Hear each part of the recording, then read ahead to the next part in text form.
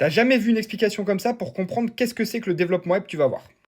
Faire un site web, c'est comme faire une maison. Faire une maison, il faut plusieurs métiers. Bah là, pour faire un site web, il faut plusieurs langages. Pour faire les murs de ta maison, il faut du HTML qui va permettre d'ajouter des balises et par exemple d'ajouter des boutons, des liens, des titres, etc. C'est comme si tu mettais les murs, les fenêtres, etc.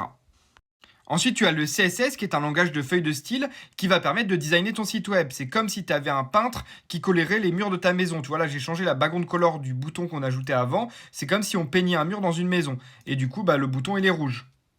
En suivant, tu as le JavaScript qui permet de dynamiser ton site web. Pareil, en comparaison avec la maison, si tu as un interrupteur, eh bien, c'est ce qui va permettre de faire passer le courant quand tu cliques dedans. Et bien là, c'est exactement pareil. Donc là, par exemple, au moment où la personne clique sur le bouton allumer lumière, eh bien, ça vient afficher une alerte dans le navigateur, allumer lumière, et voilà la petite alerte.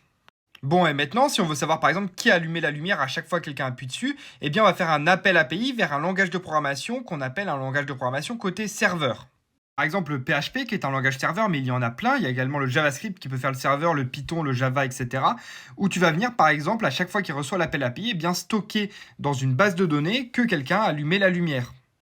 Bon, tu l'auras compris, en développement web, il y a la partie que l'utilisateur voit. Donc là, en l'occurrence, la maison, fait en HTML, designé en CSS, avec les actions exécutées en JavaScript. Et la partie que l'on ne voit pas, au moment où on clique par exemple sur un bouton, ça appelle une API qui est faite dans un autre langage de programmation, il y en a plein, et qui va directement stocker les informations dans une base de données. Quand tu t'inscris sur un site web, c'est exactement ce qui se passe. Tu cliques sur un bouton, on vient vérifier que l'email, etc., ça a fait un appel API directement vers un autre langage de programmation, on vérifie que l'utilisateur n'existe pas, et en suivant, eh bien, on vient stocker le nouvel utilisateur dans la base de données, envoyer un email de confirmation. Voilà pour vulgariser un peu comment fonctionne le développement web. Abonne-toi pour plus de vidéos. C'était Équipe Dev. Ciao.